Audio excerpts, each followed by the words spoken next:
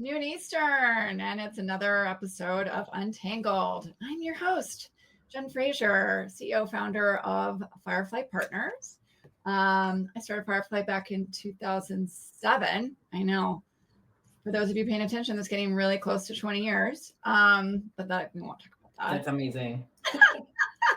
And I started UnTangled this summer and wanted to create a space where I could talk to other cool folks in the nonprofit technology space and share secrets and tips and tricks and things like that to help all of our folks out there in nonprofit land kind of get through and untangle the mess behind the mission that we work on every day to try and keep moving our missions forward. And usually it's related to technology, outreach, strategy, engagement, anything that we can, shed some light on. I bring different guests on and try and help us unravel different parts of the work that we do every day and hopefully help folks do things a little bit easier every day. So I am joined today by Maan Sacdalan from Zapier Partners and ArbCentrics. And Maan, thank you so much for being here. Hey, Jen. Happy to be here. Yeah. Is this my time to chat a little bit about myself? Yeah, I was going to say, Maan and I have known each other for, several years now. And very excited to have you on, and definitely want to, for those folks out there in Untangled Land that don't know you, if you want to, just give yourself a little intro and background on how you got to your various seats that you sit in today. Yeah, Maan Sacdalan, based here in Washington, D.C. I think I met Jen in 2018, maybe 19, through Clint. So it's been a while, different hats. Yeah. I moved to DC post Obama. I actually lived in Nevada and campaigned for Obama, and then moved to DC in 2009. That was my first sort of like, I'm going to make a difference. I'm going to go to Washington, DC, work at a nonprofit. Started at Reading is Fundamental, and then worked my way through like software. I am a front-end developer designer by trade, and then kind of moved on different hats. I met Jen when I was working at Engage Networks. I work at a nonprofit, and then during COVID, kind of just dabbled into starting different businesses. So I now am the co-founder of Zapier Partners, which is a digital transformation solutions design consulting. That's a mouthful. A mouthful, yeah. And then I also have another company that is based in the Philippines that does outsourcing. So that's like yeah.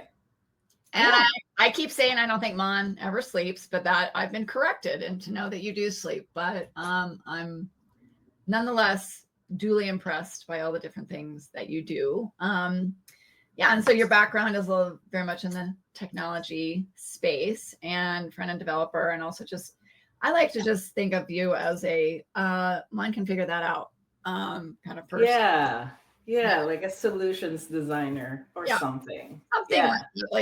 Developer just seems so like not inclusive of all the things that you do, and sort of I think it started that way, and then kind of just like, how do you evolve? How do you fix this? How do you become, I'm going to say, growing up, I grew up in the Philippines. So I was born in the Philippines and moved to the US in 2003. Okay. My grandmother is my mentor, and she's like an entrepreneur. Aww. And so it was always just like, I was born and raised in like a family where it's like, go figure it out, or they're starting another adventure business and trying to do something else. And you're thrown into that. Like you do this grocery packing, or you do this gift wrapping, you do this until it kind of evolves. And so when people say, how do you like figure out or do so many things? People are like, well, my family does a lot of things. We've tried, we've failed, we just keep on trying things. And my grandma was always like, you're going to start something. I just know it. Like when the time comes, you're going to start something. Yeah. And hopefully you make it big. Hey. That's the dream. That's the dream. That's what keeps us going. I mean, I say that to my daughter sometimes too. Like I can't imagine her. I know she will, and she's already started jobs and volunteering and these types of things. Like at some point though, her desire to be the boss is going to really be the thing. Because I'm like, you're going to answer to someone else. We'll see how well that works. I see that in my son too. Like I I never saw myself as like, hey, you're the boss. Right. But I've always just wanted to do something. Yeah.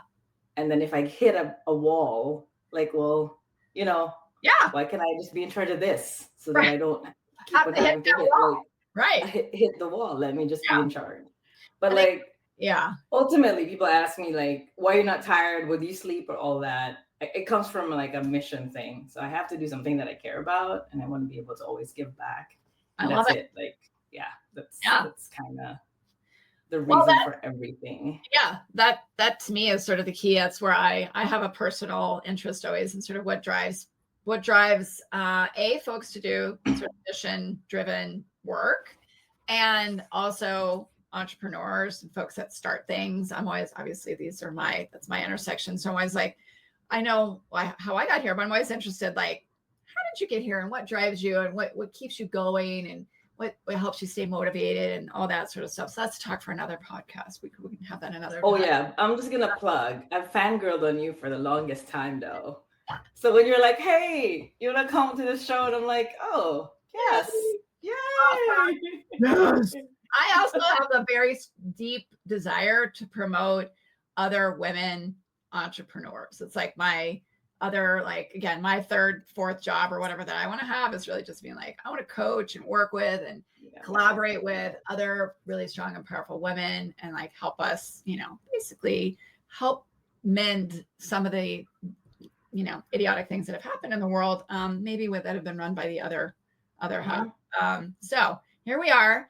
You're awesome. You're a go-getter. You're a starter. You're a doer, and you're a fine figure it out lady. And so obviously the topic of our talk today is about how to really find success in this crazy AI space that we're in. It's getting lots and lots and more conversations kind of centered around what are we doing with AI? My next week, I'll talk about later. Same thing. It's like, what are we doing? How are we doing this? What are we collectively figuring out? Obviously, we've had a lot of conversations already on UnTangled about this. And I think it's just always going to be like a topic right now where people are like, okay, what's the next thing? What are people thinking? What's the approach? And I think what, we're starting to sort of settle in a little bit. And they're like, okay, there's some known places where these, like, it's these Gen AI right now, which seems to be sort of the most, widely used and maybe most widely applicable for your average person out there. Looking to do, what is this crazy AI stuff and how can I, make the most of it? And so, we're talking about that and you're like, oh, there's some cool ways to think about this, but you kind of are like, really the best thing that people can work right now is trying to find ways to automate some workflows. And so tell me about even that framing, like when you think, okay, when I think of AI, what do I think of? Like, here's the thing that most folks should really latch onto right now. So I mean, for we're you, all using the typical ones, right? But then when I always like, hey, can you talk about it? What do you use it most for, or what have you other outside of, like, of course, what we're using it for? OpenAI, Claude, and other tools, Canva. And when I say, do you use it for your workflows? And that's when I kind of always get like, I didn't think about that. And I'm like, when I mean workflows, like, are you using it in like your day-to-day things, or do you have different systems that are still not connecting the way you want it to connect? As we have all these logins, all these platforms, all these new tools that we're using to make our lives easier, are they now connected? Are they connected to each other? And so when I talked to you and I said, oh, I'm using Zapier in some of my projects, to just connect it, because I want this thing to go to my website, but I also want it to go to my ECRM, and I also want it to go to a texting platform. That's how we came up with this, that I'm happy to talk about some of the projects that I've done and I'm still doing and I'm planning on doing. That seems awesome. It's like, again, my goal is always trying to help sort of demystify, unpack it a little bit and just simplify, for folks. This doesn't have to be some big crazy endeavor inside your organization, but it does take some dedicated time and energy. And I think what we talked about too is like, which I know my friend Kronda from a couple of weeks ago on the show, is the idea that you can't fix something if you don't know. Plot it out. Mapping. Yeah.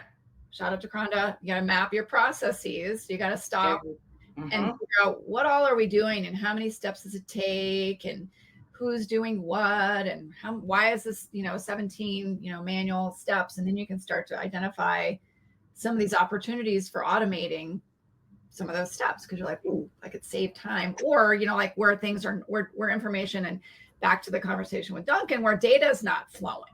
Yeah. Where it should. You're like, oh, this data sort of feels like it's siloed over here. Siloed, correct. And I need to pull it over, which used to be a very like complicated, where you have to bring in like a full developer, like right. Another middleware. Not that Zapier is not, but like, yeah. Right.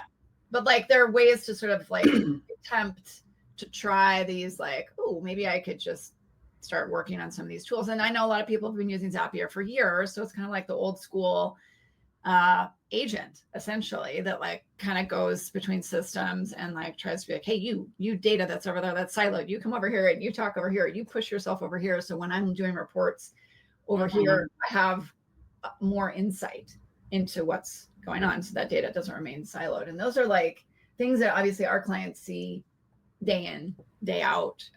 Data silos are continually a problem. I'd like to help solve the data silo problem. Let's do it. So you're going to show us some stuff, or super a few things. So I can share my screen. Okay. And then I can pull it up for everyone.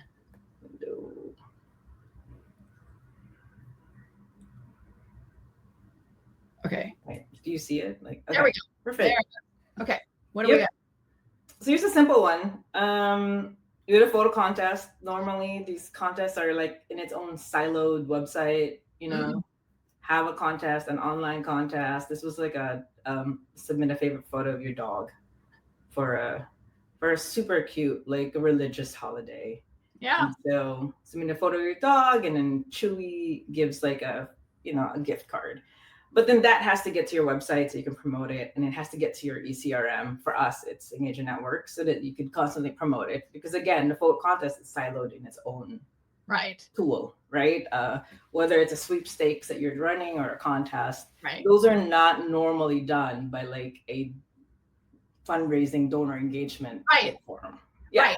Right. So that's these like also like let's point that out. It's like when you have a functionality that isn't already embedded in your main tool suite, and we see this a lot. Yeah, people are like, oh, this is a one-off. It's an auction. It's a sweepstakes. It's a whatever, some sort of promotional item, and it does live somewhere else. So you're kind of like So you have like your old definitely you have your oldie but goodie that's that you can just so you have a contest. Let's push the data to your website, and then you can also push it to your eCRM, which for this is Engage Networks. You can see some flows here because then Zapier can now format, right? So you can format source codes, you can format names. So it doesn't just like, hey, here's the data. Right. Your Zapier would allow you to even further. This is a small sample, but you could even like, oh, and if it's from this type of person, send me a Slack message. Oh, if it's capitalize the, only leave one character. So it's just like in any data formatting, you can come up with all those mapping rules, as they say, before you push it to your website, and then before you obviously push it to EN. We do a lot of source coding, and so we append source codes and all that before it even gets to Engage Networks. Awesome. Right. So again, I know folks have probably heard of Zapier or use Zapier for different things, but just want to reiterate that this is like when people are like, what are those AI solutions out there? It's usually stuff you've kind of even already heard of, or it's embedded. So it's sort of like also like, let's. But it just makes a data like I said, like I'm a data person. I come up with solutions all the time. So this one is also pretty similar. But we super struggled with getting our e-commerce data to Engage in Networks. And so again, we used Zapier, push the data to Salesforce, and then with the Salesforce connector, push the data back into Engage Networks. Okay. Again, not all not all systems have a full functioning Shopify store. Or Right. obviously some people want to just use Shopify because it has a better e-commerce tool, right? Yeah. Because it's known for e-commerce. So Right. if you want that pushed into your fundraising CRM or your Mhm. database of record, we just used Zapier. We didn't even use any of the they do have plugin tools to Salesforce, but since we From already Shop. had a Zapier account from Okay. Shopify, yeah. Shopify has a Salesforce integration Some already. kind it's another third party. Right. Yeah. But then third party, you need to pay for that if you already have a tool, like If you're already using Zapier, that's, I guess, the other thing about this is like, fine, if you're using Zapier and you're paying for Zapier, just figure out a lot of different ways you can use the same tool. yeah, and it's just like and I'd say, right, like we have to do our due diligence with like the tech stack that we're Yeah. using and really kind of figure out, hey, can my tools already do some of these automations or AI Right. interfaces, and not just keep on like, hey, let me sign up for this new thing, let me sign up for this new thing, let me sign up for this new thing. And Yeah. so when we tested it, Zapier was able to do all the functions that we found that like a third party, middleware could do. And we're like, well, let's just use Zapier. It's one new thing I need to manage less. Exactly. Right? I mean, yeah. The goal is to help reduce your tech stack. To help reduce all these like tools. It's like, remember when we had cable and then now we have all these streaming platforms. It's painful. Yeah. I don't need 30 platforms to manage. Thank you so much. I hate it. Like, yeah. Even though no, that, the same cost. we walk into places where there definitely is, that's the sitch. It's like, oh, that this team uses these and this and this, and the siloed team use siloed tools, and so then you're like, the siloed data is real. The struggle is real, and that's so right, even like just zap your way through this, people. Like it is possible to escape some of the data silos. So love these real life examples. I think this is something that you and I, when we were talking about this, that we resonated with, because it's a little different from just adding systems to another. Okay. It's a project ongoing projects, because it has expanded to so many things now. We're doing SMS reminders that comes from, for this example, it comes just from a spreadsheet, like a share, like a Microsoft spreadsheet with a smart spreadsheet. Yeah. And we're using this for basically onboarding. You can use it for onboarding donors. Okay. We're using it for onboarding employees for a bigger company. And so all the employees that come on, they're either newly signed, their background checks have been there, or the first 60 days, first 90 days. So we have a whole bunch of text automation flows, depending on what day they are since they started. They get all these messages. You get a message from your supervisor, you get a message from your VP, you get a video, you get all these like, hi, welcome things, or hey, you forgot to do this. And it's all dependent on that employee spreadsheet. Oh my. So, but you could in theory, like we have a little HR tool that we use with our, PEO, and same thing, like there's steps in the onboarding process. Same thing, you could sort of go, if X has been completed, it's back to workflows. If X has been completed, great. But if it hasn't, to trigger that reminder. But in HR, it's only as far as your background check, but it's not like, I'm not sure if it does it for like, how are your first 90 days, or hey, it's your birthday, we want to send you something. Hey, hey, this VP just wants to like check in, and then like smiley face, not smiley face, respond with an emoji. And it just goes back not to the HR tool, but it goes back to the platform where your manager can just like respond to that. Interesting. Yeah, and so because we're using it to help curb kind of like attrition on these bigger companies. So they can stay engaged. I mean, any size company really, but like, I think it's an interesting thing when you go look at, this is an interesting moment to sort of saying, like, you're looking at the gaps, I guess, that a platform might have, and finding ways to sort of enhance in this case, the employee experience or the donor experience and things like that. There might be there might be, like you said, maybe there's some baked in reminders. Like I'm thinking also, like we work with a lot of clients who do peer-to-peer events or things like that. And the peer-to-peer tool might have certain milestones or things like that that are built in for some of those reminders, but you're like, I want to do more, or I want more custom ones that the platform has in it. And, you can be like, hey, this is a, suggestion for future software releases. But that'll be like, 3 years later. You have a gala that you're planning, and you want to send like all these messages, text messages to, either maybe it's a gala or it's like a fundraising event, right? Not just like maybe a tour or like a gala or something. And there are all these little components that you could use text messaging for based on your Google spreadsheet, right? Okay, these are the list of my attendees based on like their giving level, or I don't know, a specific dietary request or something. Let's just say it's an event, right? Then you could Zapier your way through all these automated experiences. That's what it is. It's basically what I'm doing, right? You're sort of shaping, that experience more than just the average, like you sign up and maybe you get a reminder for an event. A welcome hello, but you go more than that. You go way past that. How do we make it hyper personalized? Yeah, and I'm doing one that's a birthday reminder for not just the employees, but like for their clients as well. Okay.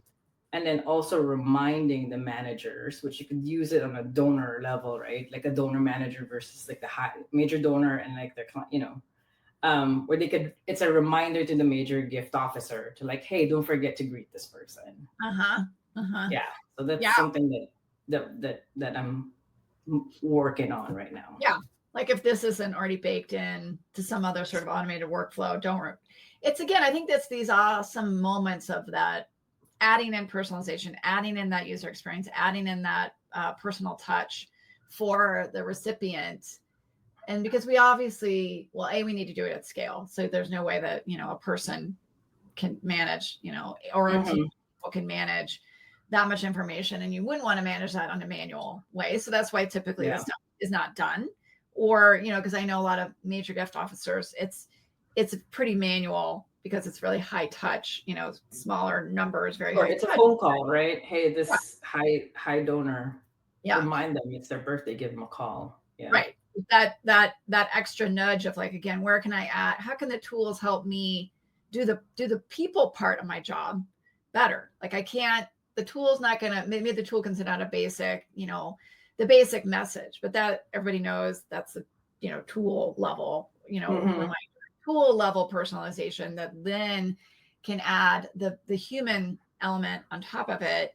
That's so critical, again, that you can't typically keep in your head, even as a major guest officer with a small list. Having the tool help you be better at your human part of your job is always the nice thing. We're like, oh, I have a helper, I have a reminder. That's good. Do you feel like, I feel like at this point, getting, it's ubiquitous at this point. People sign up for anything. They obviously give you don't have any trouble getting people's, numbers at this point. People I feel like older people are still maybe reticent to give up. Oh, for like the SMS? No, I think it's an age thing, right? Isn't it like they might not give, yeah. I'm kind of like, obviously for like employees, you're getting information from them, but I'm thinking donors. Or this is like an employee thing, so then you probably, that information. We know their number because they applied with their phone number. Of course. I feel like that's like something that used to be a thing, and it's certainly different age groups. My mom is in that generation. Always just say opt out anytime. I know you're like, it's part of it, right? Stop. It's part of that first onboarding thing, right? Like say stop to stop receiving. Yeah. And I think the corporations have done a great job. Like the shopping, Black Friday is like, give me your phone number, you get 15% off, and you're just like, they've got you. They get you. Always fall for that email address and then phone. I know you're like, okay, fine. And then you're like, yes, because, you have to provide opportunities. You have to provide a way for someone to opt out. So you're never like, so as a nonprofit, we shouldn't be shy about that too. Right. So then give me your email, give me your phone too. 100%. You can always just unsubscribe. Yeah. And like asking for information if you're going to use it. So have maybe an SMS strategy. But I like this. I feel like sometimes adding an SMS strategy on top of already like email, and it's, another channel that people social media, managing, like, but if you start setting up these tools, right, it can just be a lot of automation. So you don't have to do a lot of manual, work. I just other burden. Implemented a snooze strategy for communication. That could be another sesh. Yeah. But like automating that too. Like getting too much, don't want to hear from me. 30 days snooze. You take a break. 45 days snooze. Take a little break. You don't have to. And then automating how to put them back right in. Yeah. And then also like, hey, we miss you. This is what we've been doing since you were gone. So yeah. Stuff like that. Yeah. Yeah. You got any more slides? Are we done with the slides? We're done with the slides. Cool. So say one more cool thing I did is like I had like a client that needed us to do recruitment, and they're all Spanish speakers. So we built an AI recruiter that's a pure Spanish speaker. So yeah. Love it. Like you a lot of cool, like practical tips and ideas and like ways to use these tools for probably ways folks aren't typically thinking about using it. I know, again, probably some people are like in the Zapier zone and you've been doing this for a long time and it's great, but it's also just cool to think about like stuff you maybe already think of and you're already doing, but just sort of say, these are the ways, these are like the real big savers. Like these are some of these. Yeah. What's the benefit, or is, AI like myth or whatever myth, real or myth. You're like, no, this is like real actual time saver, or just like the things that it does right now. It's really kind of cool. So yeah, it's getting more and more sophisticated, obviously by the I think by the minute right now, even by the day. But it's cool to sort of see some of the things. And when you I think this is back to sort of this curiosity mindset that we were talking about last week on the show with Mason about like you're constantly in a space of being curious and saying what's happening, what are ways we can, let's make experiences a little bit better for our staff and for our, different constituent types and different folks that are engaging with us. Like, what are ways that are beyond what the tools that we're using, which probably have more in them than folks are using anyway. But are there even gaps there that you can fill in with some of these other automated tools that can just sort of help make that personalization, which we know is the key to sort of engagement. Really, people want to have that, I feel seen and heard and recognized and appreciated. And like you said, you need to map the whole process. Yeah. It's tedious, but start there. You'll see some gaps. You really will. I did. I know. Yeah. Then you go, oh my God, I didn't know. Like, use it like this piece of data just never was getting entered right. And we just like, once you get in there, you're like, good. It shines a light. That's for sure. So definitely like, which is my Bible of like AI, don't just try to throw AI on top of, either unknown, unmapped, unclear systems or, confusion. It'll just, increase the confusion. So slow down to speed up was another one we had of just like, take a minute, understand all the ways you're working currently, and then work on some small bite-sized projects. And then you go, oh, I've already created some efficiencies there. Where can I rinse and repeat another time? Yeah, then it gets exciting. You're like, you implement something small and you're like, ooh, let me try another thing. Yeah, then you get a little hit. Yeah. Yep. That's awesome. Well, thank you so much for all those amazing tidbits. And obviously, if folks want to chat with you about it, where can they find you? What's the easiest way? arbcentrics.com or strativation.digital. Okay. When I post this, I'll put links to those in the text. And when we kind of have this out there again, we'll put those there so people can find you on. You're awesome. Love it. Thank you so much for your time and for sharing. Thank you. Love it. Will I see you next year? Oh, I should hope. Yeah, in person. I should hope so. We will make that happen. It'll be a goal. Yeah. No matter where, we'll definitely be, at least at NTC or other. At least at Detroit, right? Yeah, at least there. Yeah, we'll be there for sure. And actually, I'm talking about AI. Shocker. At NTC next year. So, again, thanks so much. Next week, another episode of Untangled. I'll be talking to Delia Coleman from one of my faves clients ever, equal rights advocates. Again, strong women, empowered women. Love it.